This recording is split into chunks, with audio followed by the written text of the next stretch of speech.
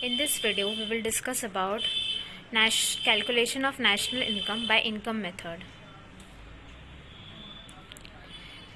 Income method में हम क्या करते हैं, जो भी इनकम्स होती हैं उन्हें क्या करते हैं, हम ऐड कर देते हैं।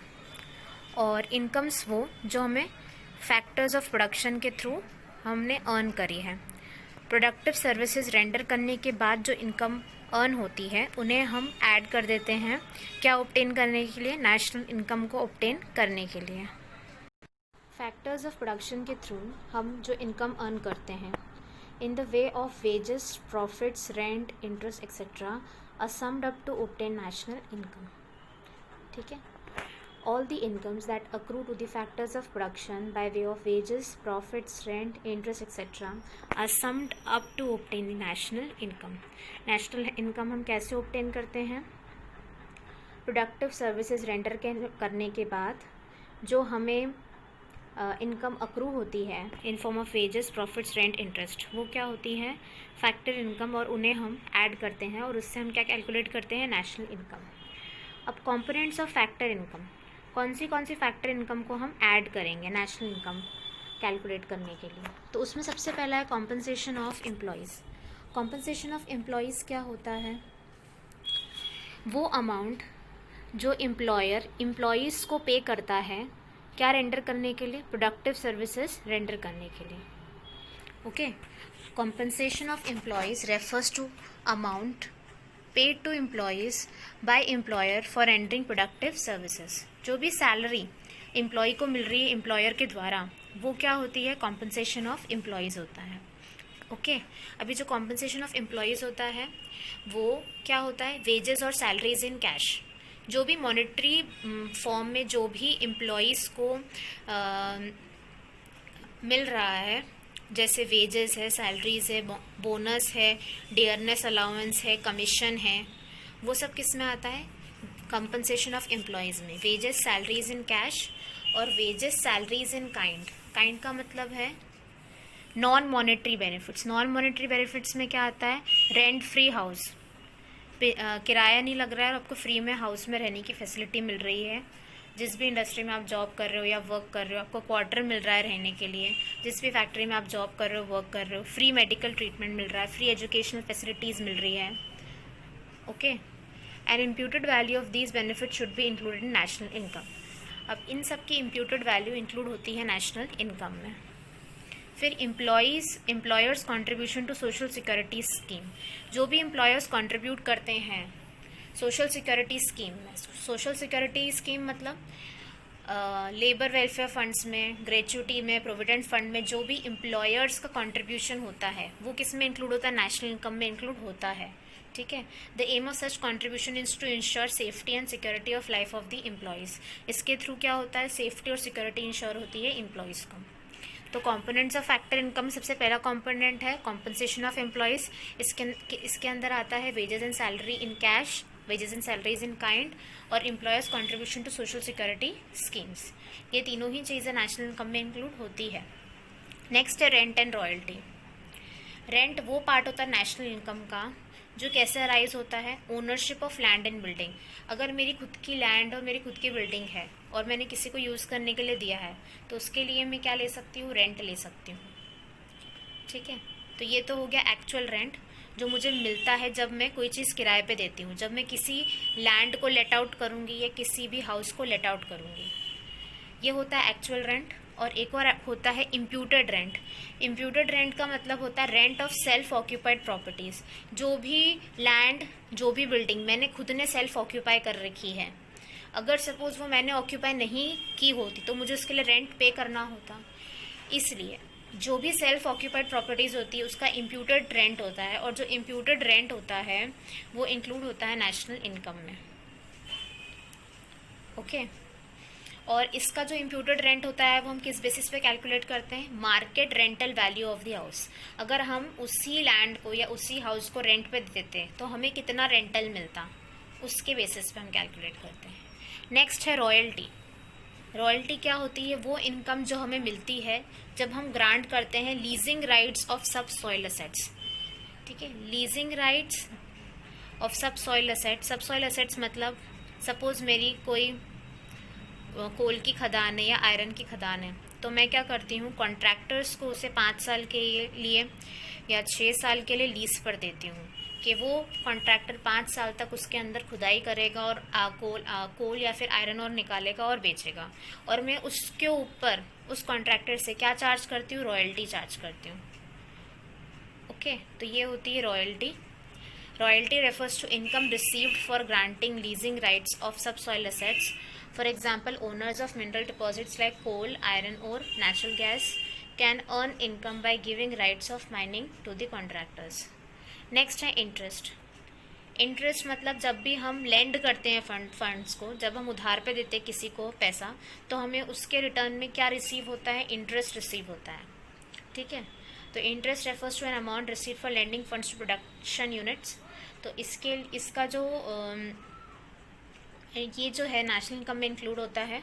एक्चुअल इंटरेस्ट भी होता है और इम्प्यूटेड इंटरेस्ट भी होता है ना. एक्चुअल इंटरेस्ट हमने किसी और को दिया है अगर फंड, तो उस पर, और इम्प्यूटेड इंटरेस्ट अगर मैंने खुद ने ही अपने बिजनेस में ओनर इंटरप्रेन्योरशिप में अपने बिजनेस में पैसा लगाया तो उसका इम्प्यूटेड इंटरेस्ट ऑफ फंड्स होता है. ओके,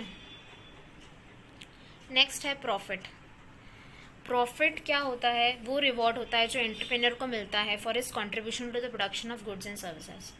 जो भी एंटरप्रेन्योर कंट्रीब्यूशन करता है उसके रिटर्न में उसे क्या मिलता है, प्रॉफिट. ठीक है, तो ये भी ऐड होता है किसमें, नेशनल इनकम में. अब प्रॉफिट के अंदर 3 और सब कैटेगरी है, कॉर्पोरेट टैक्स, डिविडेंड और रिटेन्ड अर्निंग्स. कॉर्पोरेट टैक्स मतलब वो डायरेक्ट टैक्स जो पे किया जाता है एंटरप्राइज के द्वारा गवर्नमेंट को. जो भी प्रॉफिट अर्न करा उस पर कुछ ना कुछ टैक्स पे करना पड़ता है एंटरप्राइज को, गवर्नमेंट को, तो उसे क्या बोलते हैं, हम कॉर्पोरेट टैक्स बोलते हैं, प्रॉफिट टैक्स बोलते हैं, बिजनेस टैक्स बोलते हैं. नेक्स्ट है डिविडेंड. डिविडेंड क्या होता है, वो पार्ट ऑफ प्रॉफिट जो शेयर होल्डर्स को क्या होता है, डिस्ट्रीब्यूट होता है in the ratio of their share holdings. इसे हम डिस्ट्रीब्यूटेड प्रॉफिट्स भी बोलते हैं. फिर है रिटेन्ड अर्निंग्स. रिटेन्ड अर्निंग्स क्या होता है, प्रॉफिट का कुछ पार्ट जो हमने अलग से निकाल के रखा है रिजर्व की तरह, कि अगर आगे फ्यूचर में कोई कॉन्टिजेंसी आती है, कोई सिचुएशन आती है, कोई प्रॉब्लमेटिक चीज़ आती है, तो हम उसे क्या कर सकते हैं, यूज़ कर सकते हैं. जैसे अनडिस्ट्रीब्यूटेड प्रॉफिट्स और सेविंग्स ऑफ प्राइवेट सेक्टर या रिजर्व इन सरप्लस भी कहते हैं. प्रॉफिट का फॉर्मूला क्या हो गया, corporate tax plus dividend plus retained earnings. Okay, अब ये जो लास्ट है वो है मिक्स्ड इनकम. मिक्स्ड इनकम मतलब मिक्स्ड इनकम जनरेट की जाती है by own account workers. Own account workers कैसे होते हैं, जो सेल्फ एम्प्लॉयड होते हैं. सेल्फ एम्प्लॉयड लोग जो इनकम जनरेट करते हैं उसे बोलते हैं मिक्स्ड इनकम. सेल्फ एम्प्लॉयड लोग कौन से होते हैं, chartered accountants, consultants, doctors, barbers, farmers, unincorporated enterprises, small shopkeepers, retail traders.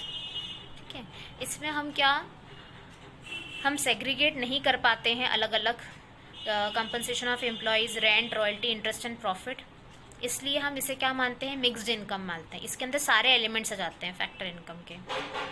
Okay, mixed income arises from productive services of self employed persons whose income includes wages, rent, interest and profits, and these elements cannot be separated from each other. जो income एक doctor earn करता है through running a clinic at his residence, वो किस में आती है, mixed income में. अब नेक्स्ट कॉन्सेप्ट है हमारे पास ऑपरेटिंग सरप्लस. ऑपरेटिंग सरप्लस एक दूसरा टर्म है जो हम फैक्टर पेमेंट्स के लिए यूज़ करते हैं. ऑपरेटिंग सरप्लस क्या होता है, sum total of income from property से जो हमें इनकम हो रही है. प्रॉपर्टी से इनकम हमें कौन सी होती है, रेंट, रॉयल्टी और इंटरेस्ट, और income from entrepreneurship, that is profit. तो ऑपरेटिंग सरप्लस का फॉर्मूला क्या होता है, rent plus royalty plus interest plus profit. Steps of calculation of income method, compensation of employees plus rent and royalty plus interest plus profit plus mixed income. तो उससे हमारा क्या निकलेगा, डोमेस्टिक इनकम, NDPFC. जब NDPFC में हम NFI add कर देंगे तो हमारा नेशनल इनकम कैलकुलेट हो जाएगा, जो है NNPFC. इनकम मेथड से हमें अगर क्या कैलकुलेट करना है, नेशनल इनकम, तो हम क्या करेंगे, compensation of employees plus rent and royalty plus interest plus profit plus mixed income. और उससे क्या कैलकुलेट होगा, डोमेस्टिक इनकम NDPFC, उसमें जब हम ऐड करेंगे NFIA तो क्या निकलेगा, नेशनल इनकम NNPFC।